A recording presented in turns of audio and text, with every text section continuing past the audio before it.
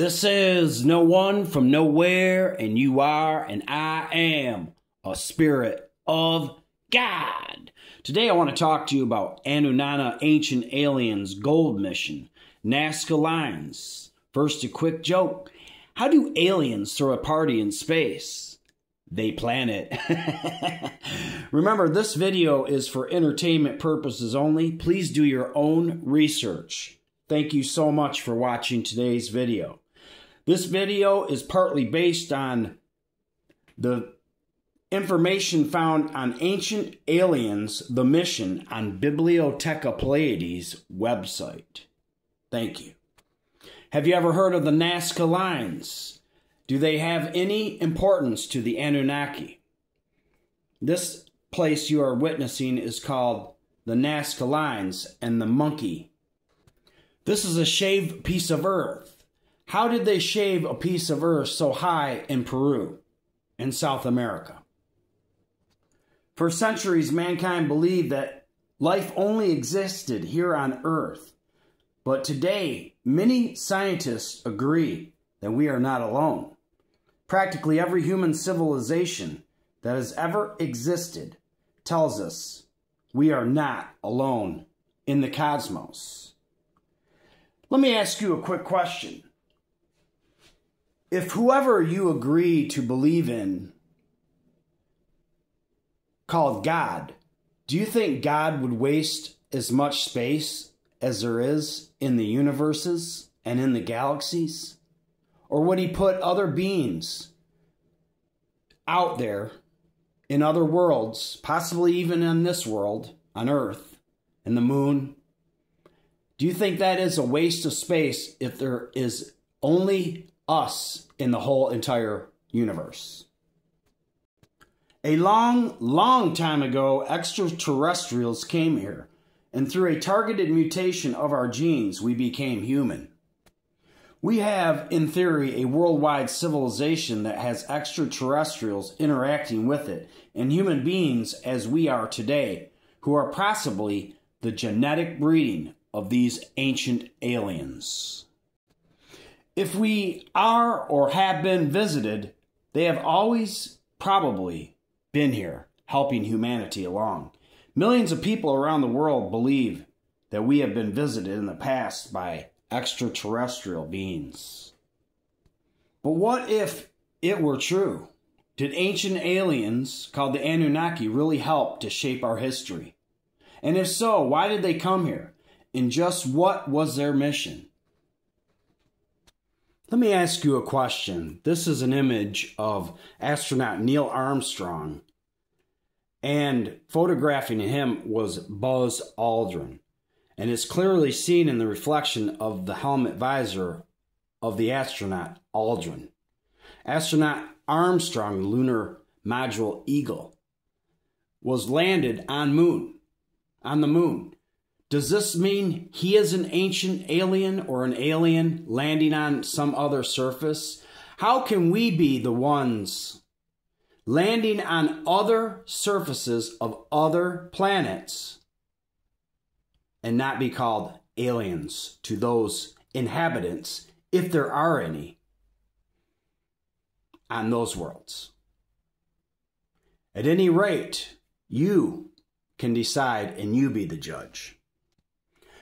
On July 20th, 1969, the Apollo 11 mission reached its destination, and two men, Neil Armstrong and Buzz Aldrin, actually walked on the moon.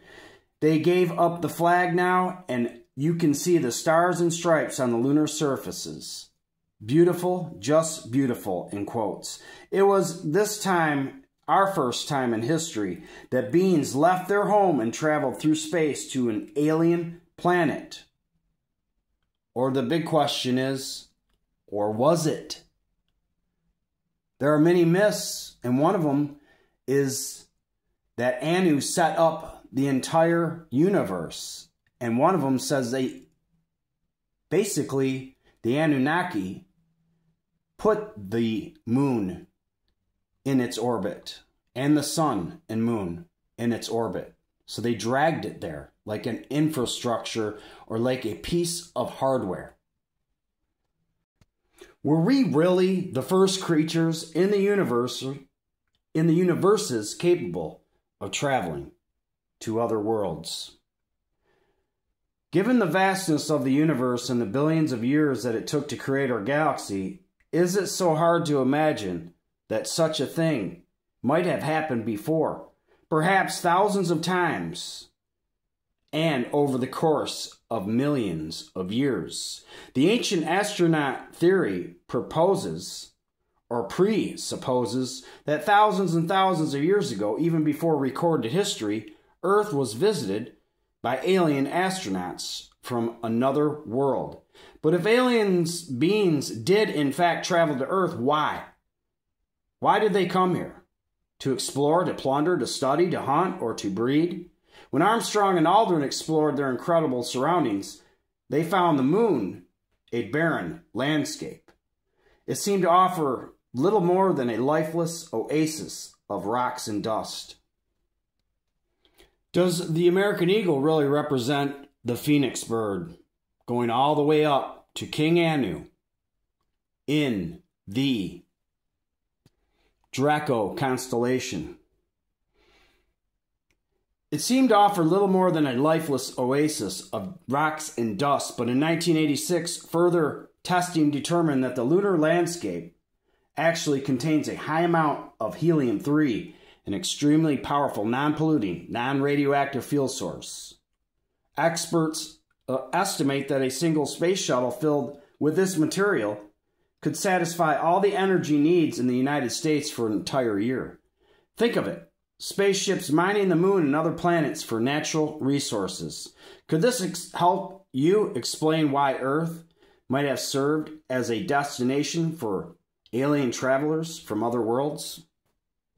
We could actually go out onto other worlds right now and with robots, mining crews, and even eventually human mining crews mining those planets, extract the ore, and so on and so forth. Ships would come, they would take the ore and bring them back. Well, if we would do it, why wouldn't extraterrestrials do the same, like with SpaceX? If we're doing it now, why wouldn't extraterrestrials do it millions of years ago? The creation story says we are but only 6,000 or 8,000 years into this creation story after the flood.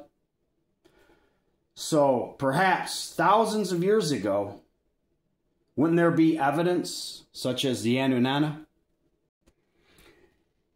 Here it is. It is now known as Iraq. Lies what is commonly regarded by historians and archaeologists as a cradle of civilization. Between 3500 and 1900, the fertile area between the Tigris and Euphrates rivers was the home of the Sumerian people and the Sumerian gods called the Anunna. Pictured here is Enki, Lord Earth, with the Tigris and Euphrates rivers off his shoulders. They invented cobblestones. They had sewage system. They were taught agriculture. They even invented the first known writing system by using cuneiform script on clay tablets. The Sumerians were one of the first recorded cultures that built actual cities and streets with a grid system, or a street grid. Almost like New York City, where you have, a square street grid. They invented so many things that we use today, it's impossible to tell you everything, but one of them is the wheels that you drive on with your cars or school buses or what have you. In the 19th century, archaeologists exploring the ancient ruins of Nineveh discovered several texts at the library of Ashurbanipal, where, in my opinion, that's where all these stories from the biblical series come involved with. They got the stories from Nineveh, where the Anunnaki, potentially, you be the judge, buried the entire city, and that was the end of the age of Aries. Hence, Jesus Christ is a fisher of men, and he fed 5 loaves of bread with 2 fish. So that is the sign of the sign of Pisces. We are now 2,000 years later, and we are entering into the age of Aquarius. In 1976, author Zecharia Sitchin published his own translations of the Sumerian text in a series of books called the Earth Chronicles. According to Sitchin, the clay tablets described an alien race known as the Anunnaki who came to Earth to mine gold. Zecharia Sitchin has essentially suggested that the reason why we were visited in the remote past is because the ancient astronauts' home planet needed gold for their atmosphere, and that their gold content in their atmosphere was depleted. So they came to Earth in order to mine gold and bring it back to their home planet. Is that what you believe? But why gold? What are the unique properties of this precious metal that might make it important and worth traveling through the galaxy for? I think for extraterrestrials, gold would be an important resource, just as it is for us. If it's at all like our society, one of the major things is going to be built on it is electricity. And gold really is one of the top conductors.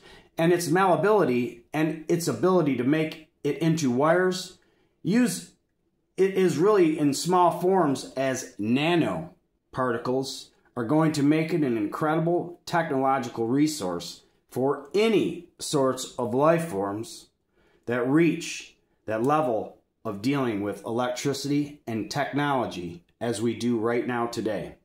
One of the exciting directions is possible as an energy source through properties called thermoelectric effects, where it is taking heat and turning it directly into electricity. Is this what the big, humongous pyramids all over our Earth are for? Are they for the conducting of heat or some kind of transfer of electricity or an energy? Some scientists believe that gold may be an invaluable asset in the construction of spaceships. Gold actually reflects infrared light. Infrared is basically light that it's not quite red as you can't really see it, but we interact with it as heat. This radiation will interact with your molecules and make them vibrate faster, and you'll feel that as heat. So it makes a great heat shield, partly because it is so malleable. Is this how they use telepathy, is through radiation? Is that how telepathy happens? Is through radiation or nanoparticles or some kind of infrared light? At any rate, gold is indestructible. All gold from ancient times still exists today. If you look at Zecharia Sitchin's theories, that ETs came down, extraterrestrials came down from another planet in our solar system, which is on a 3,600-year elliptical orbit. They were running out of minerals and gold specifically, that they somehow needed it to line their atmosphere with. Does that match up to what you think an alien is? Some random being that just comes and does whatever they feel like doing? Or did they come here for a direct reason to create humanity and to build a world and to subcontract it to serpent cults and also serpent elites? Through their incredible equipment, they find a planet that has this. It's got gold, so they decide, we're going to go there and we're going to mine. So they send some expeditions to planet Earth. All of a sudden, they get here and the factions begin to say, well, there's a lot of gold here, but we're not digging it out. What are we going to do? We need workers. The story that they came down to the Sumerians is that the Anunnaki were mining gold on the Earth, and the run-of-the-mill workers complained, said, quote, this is really hard work and we're tired. We don't want to do this anymore. Does this sound like a highly intelligent alien species? Or did they come down here to make manna, which is also a name for gold? Jesus Christ is the manna, and this is found in John 6:33 and John 6:48. Next, I take you to Haggai 2:7 through 9. And I will shake all nations, and the desire of all nations shall come, and I will fill this house with glory, saith the Lord of hosts. Haggai 2:8. The silver is mine, and the gold is mine, saith the Lord of hosts. Haggai 2:9. The glory of this latter house shall be greater than the former, saith the Lord of hosts. And in this place will I give peace, saith the Lord of hosts. Is the Lord of hosts meaning planets, stars, and everything that you see in the cosmos? Isn't that what host means? And why will the Lord shake all nations? Does this mean trauma or some kind of, make you gold mine in your, potentially you be the judge, your serotonin and melatonin, which is the land of milk and honey, which comes from your pineal gland and your pituitary gland sac. Also, the blood is theirs, says that in Genesis 9:5. And so they had a big council, and they decided to create a primitive worker called an Adumu. So they look at what is on this planet, and that is Homo erectus, and they say, well, they're not very intelligent, and they're not going to listen to us, so we're going to genetically alter them. And the Anunnaki created humans as slave species.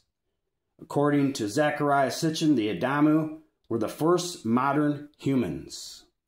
They were created by the Anunna 450,000 years ago when they genetically mixed DNA with that of prehistoric man. They took one cell of one of those ancestors of us, they changed the cell by an artificial mutation, they changed the DNA code, what our genetics are doing every day right now. It is carved in their stone in cuneiform. This is not something made up. This is part of the Sumerian history. They believed that extraterrestrials came down here and were called gods and created them. And they were that very slave species. They knew that then, and do we know it now? And they did not have any philosophical beliefs about the purpose of man or anything else. If you believe Sitchin's theory that mankind was created by ETs for slave labor, all of a sudden it makes sense. And when you look up the biblical terms of what may have happened, Adam and Eve, sure, they may have been two individuals back a long time ago, in the beginning of time. But perhaps Adam and Eve were the first form of the genetically created human beings made by extraterrestrials called the Anunna. Adam is Hebrew for man. Did you know that in Strong's Concordance 4478 that man means manna? So we are the bread of God. So let us create manna or man in our image to be like us, found in Genesis 1:26. Does this all make sense to you? Is this all adding up to you?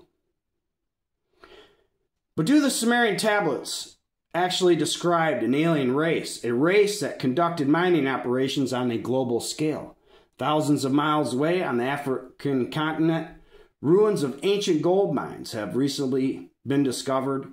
The largest concentration can be found in South Africa, where some excavations, according to scientists, dating back some 150,000 years ago.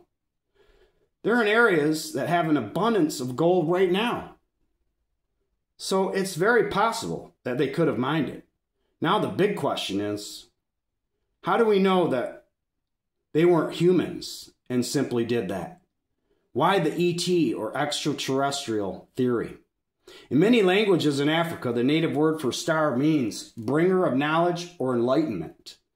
Does it not mean that today, according to Jesus Christ, as he is the light bringer? In Revelation 22:16, he is the morning star, just as Anunna Ishtar was the morning star, or the Statue of Liberty right now holds a torch in her hand. At any rate, some of these mines were worked, and they were worked in many cultures in Africa. They say that extraterrestrial beings have been visiting Earth for tens of thousands of years, according to Zulu legends. Speak of time when visitors from the stars came to excavate gold and natural resources. These mines were worked by artificially produced flesh and blood slaves created by the first people. Some ancient mines in southern Africa are thought to be over 100,000 years old or older. If humans weren't doing that mining 100,000 years ago and making metals, then we would have to be assuming that it would be extraterrestrials doing it. Are we alien slave miners? Are there alien slave mines? Were we genetically engineered by extraterrestrials and we are called humans? To believe of ancient astronaut theory, those notions are not so far-fetched fantasies or fairy tales, but actually facts, and they point to an additional evidence of alien mining a half-world away on the good old American continent. Peru has been long known as the land of gold. Also in Peru are the world-famous Nazca lines. While the origins of these ancient geoglyphs remain a mystery, the area in which the lines are located suggests that a major excavation took place, perhaps hundreds of centuries ago. What happened to the mountaintops at Nazca? Not one human being can tell me the answer to this question here on Earth. But I ask you, what happened to the mountaintops at Nazca?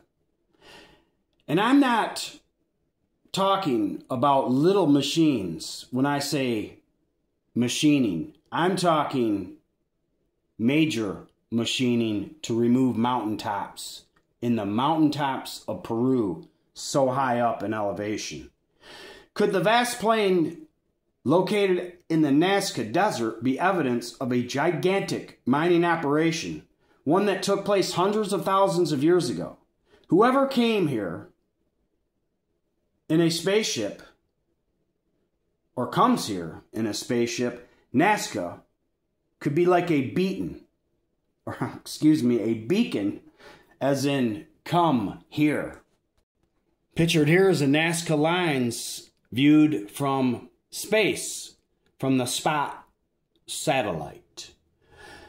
Because the moment you come to Nazca, you're sort of confronted with a cliff note to planet Earth, where you have all sorts of raw materials that exist in that one particular spot in a very abundant quantities.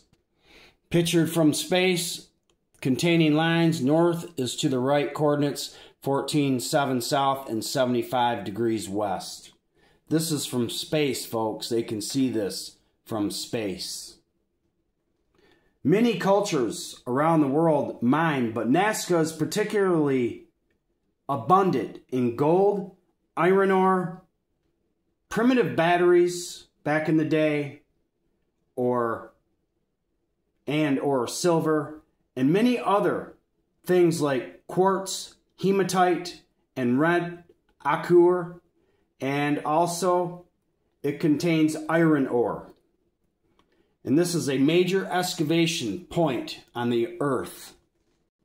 So whoever comes here in a spaceship, Nazca would be like a beacon. Because the moment you come to Nazca, you're sort of confronted with many things that include what happened here.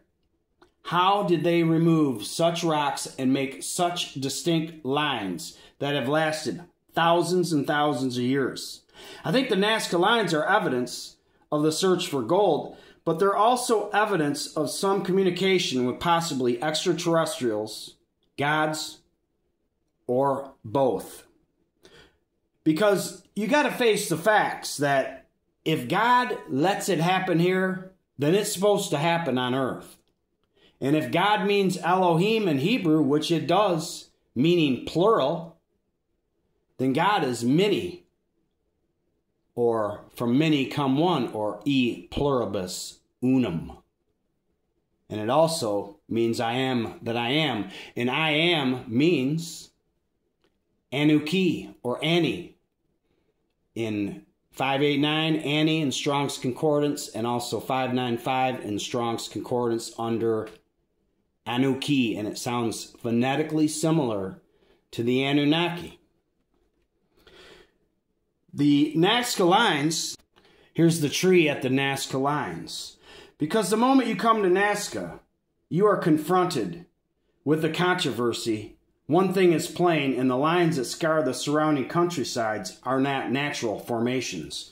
But while scientists and astronauts or ancient astronaut theories remain divided about who or what created the Nazca lines, they are in agreement about one. The so-called Band of Holes located in the Pisco Valley, Peru, is a complete mystery. In the mountains of Peru, we have what's commonly referred to as the Band of Holes, and it is this band of holes that were carved or dug into the mountainside. It's a bunch of little shallow holes dug into the ground and had all kinds of explanations. Some people say it's just pot hunters, looking or looting for burials. Some people think that it's some kind of machine that was running over the territory. Some people think it's some kind of systematic mining operation. They need raw material, be it gold, be it silver, be it uranium, whatever. They need something, and they send something down like a shuttle. It can be a robot. No extraterrestrials are on board. And this robot just caresses over the surface and collects and measures raw materials and disappears again. The holes run about 3 square feet apart and measure 6 to 7 feet in depth and number in the thousands. Often we see regular structures like that and assume either a person or an intelligent life had to make it. But there are lots of examples in nature where the natural processes lead to a large scale, what we call pattern formation. Pictured here is a Sumerian cuneiform relief called VA243. It shows the Sumerians, and they knew about other planet stars in the cosmos, in the whole universe of our solar universe. And with the god holding Enlil or Ninurta, they invented the first farmer's almanac. And he is holding the myth of the plow or myth of the hoe, as Enlil and the others here are pictured wearing bull hats. Did they come from Taurus, the bull constellation, in the Pleiades? Is that why, and what is the mystery found in Revelation 1:20, the mystery of the 7 stars? At any rate, if ancient astronauts called the Anunna came to Earth searching for gold, why did they leave? Or did they leave? Do they have homes, adobes, and inner earth structures, pyramids? And if they do, is one in Antarctica, the biggest in the world? Does more gold exist here? And are many other valuable minerals, are they in search of those too? Could it be that ancient mining operations were just the means to another, possibly greater end? Or perhaps the real alien mission on Earth was to hunt the greatest prey called mankind. Today I leave you with Jeremiah 45:5. And seekest thou great things for thyself? Seek them not, for behold, I will bring evil upon all flesh, saith the Lord. But thy life will I give unto thee for a prey in all places whither thou goest. Thank you so much for watching today's video. Always remember that you are and I am a spirit of God. Peace and joy be with you all.